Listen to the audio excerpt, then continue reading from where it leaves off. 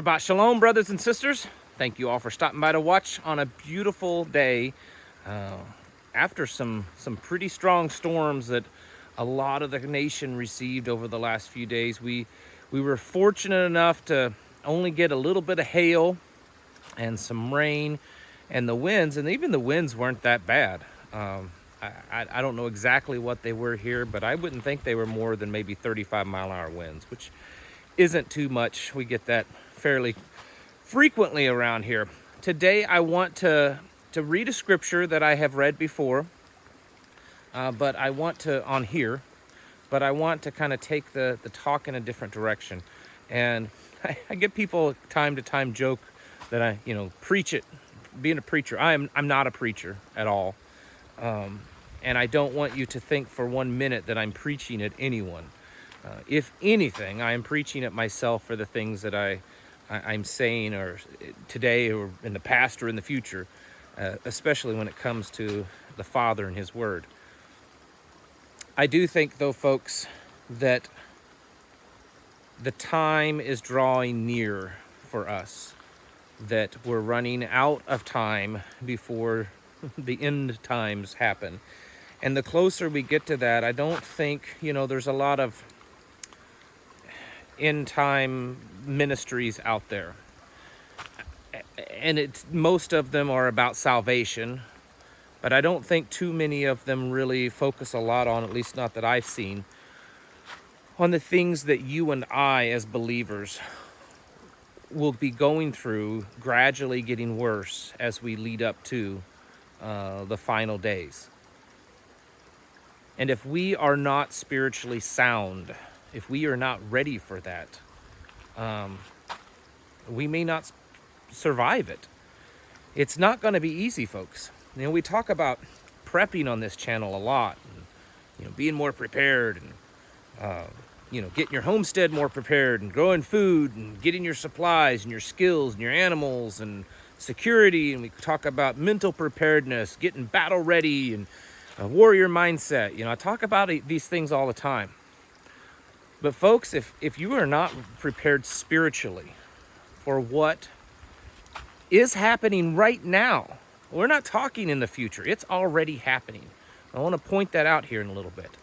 That these things, that they've been going on for a long time, and levels of persecution against us believers have been going on for centuries. But there are certain things that are happening right now in the United States that are certainly indicators that things are drastically changing, that the atmosphere, I guess for the lack of better words, in this nation is drastically changing for folks like you and I, and probably more so than you and I, because we're not the fair weather type of believers that, I don't even know what you call them, but the ones that are just, it's all about love, they're gonna get rich, and it's all about love. We know that there's more to it. We know that there's actually some meat and potatoes to His Word. And we know that there are consequences to our actions. And for people like us that are more ardent, kind of hardcore about taking His Word literally, I feel that the future will be even harsher on us. Maybe I'm wrong. Without taking this video, because this is a Bible study video, so I don't want to take it too much into the realm of politics and current events, but I do feel we have to address some things that are just recently happening, and recently, I guess, over the last few months.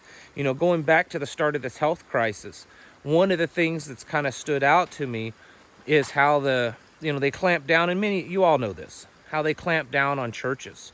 You could go to a strip bar, or a porn shop, or a liquor store, or all these kinds of things. You could do certain things, but you couldn't go to a church, or they were drastically restricting churches. I mean, there were videos of people that were at church and that they were being pulled out and being arrested.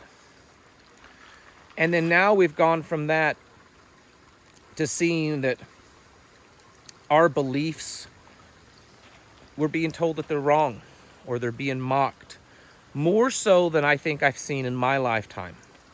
And so I believe that if you look at the totality of this, world we live in, especially this nation, and how wicked and vile and impure it is, I think it's getting worse. And I think now more than ever, we have to be prepared. Spiritually, we have to have that locked down, because they're going to come at us with all sorts of things. Just want to quickly turn to Matthew chapter 24. You've probably all read it. It's a very well-known chapter.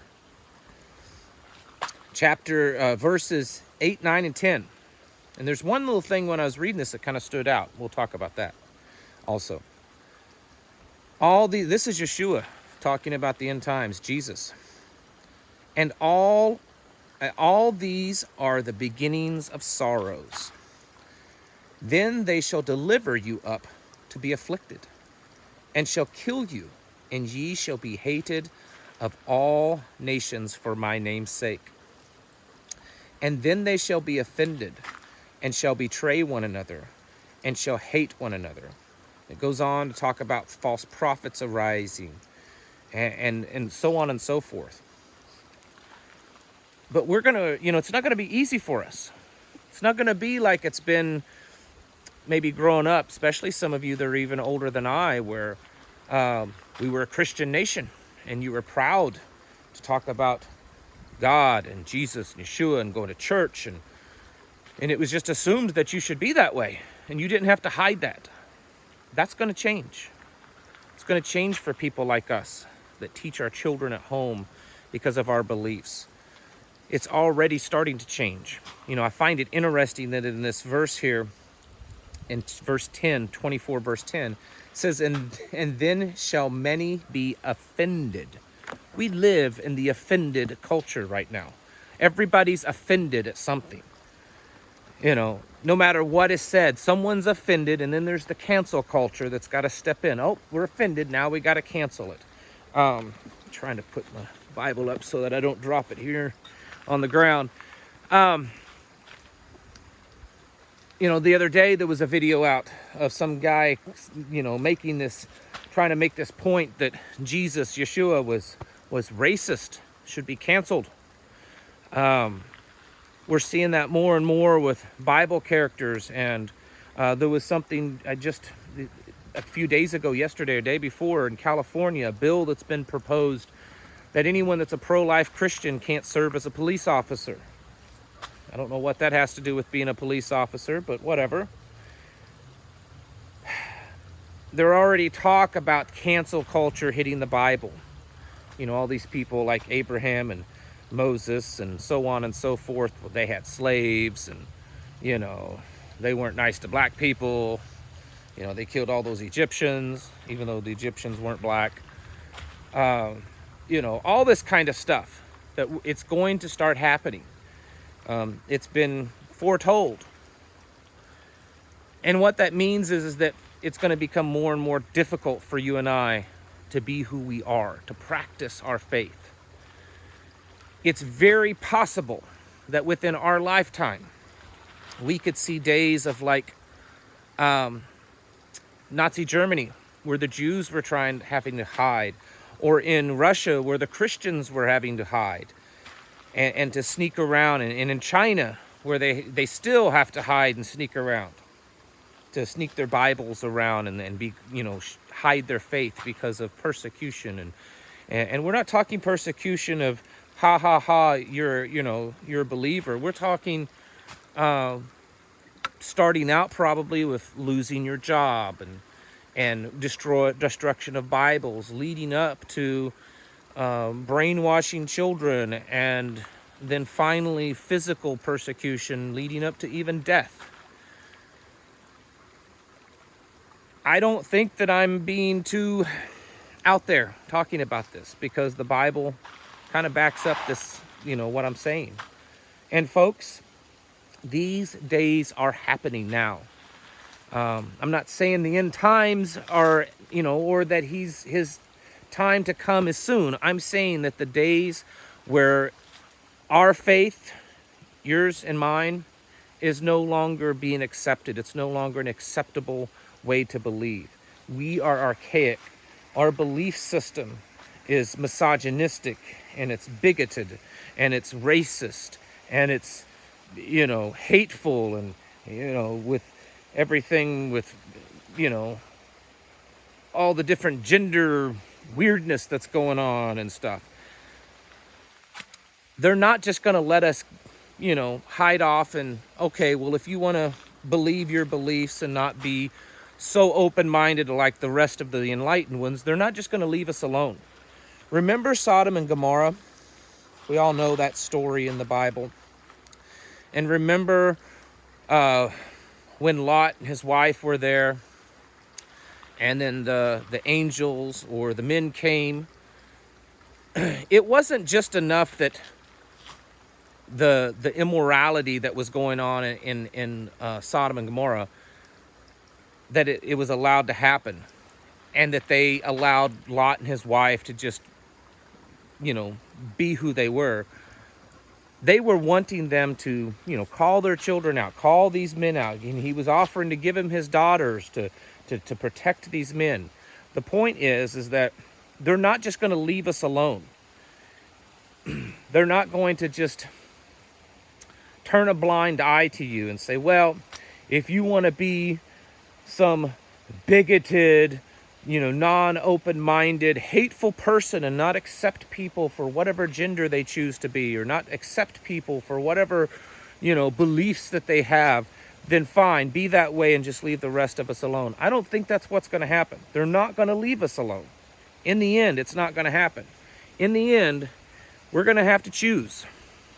We're going to have to choose whose side we're on. We're going to have to choose what belief system that we're going to stay with and we're going to stand for. And in the end, that choice may be the difference between us living and us dying. So folks, the point to all of this, because I feel like I'm rambling, I actually feel like I'm not even making the point that I wanted to make. But the point is that we can't be fair weather believers anymore. We can't be, great in church or great on Shabbat in whatever services you may go to, home services, church services, or whatever, and then just normies the rest of the week. You can't be lukewarm. This is not a time for being lukewarm. You've got to be all or you're nothing. And that's the only two choices that it's going to end up being, folks. For far too long, people in this country, because of the freedom of religion, I think one of the downsides is that it has led to these lukewarm believers. That, they're free to go to church and free to own a Bible, and they do so, but they don't really cherish it. They don't really study it. They don't really live it. Because it's not being challenged. It's not a life or death thing for them. Whereas in situations where it is a life or death, the people that truly believe that way, they know that their faith has to be deep-rooted and strong, because the system around them will put them to death, will persecute them in different ways just because of how they believe. So folks, as you're prepping, as you're training, as you're learning, as you're building your place, your homestead, you've got to start strengthening your heart, strengthening your faith, strengthening your love for the Father, strengthening your knowledge of His Word. Because at some point in my lifetime, maybe your lifetime, if not probably our children's lifetime, they're going to start coming for us.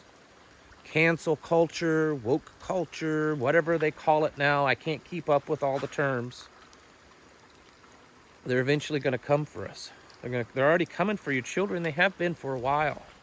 That's why so many of us have pulled our children out of schools, because they're already coming for them. And then they're going to come for us. And once they establish that the Bible and Jesus and or Yeshua, whatever you want to call him, and the Father and all this stuff, once they say that that's all bad, that that's all bigoted and racist and misogynistic and hateful to non-binary multi-genders, then they're just not going to allow you to be that way. They're going to do everything they can to remove it from every part of our society. You need to be ready. Get your house in order spiritually. Get your heart ready spiritually. Because I feel, maybe I'm wrong, but I feel the signs of the times. It's the handwriting on the wall, the things that are going on. That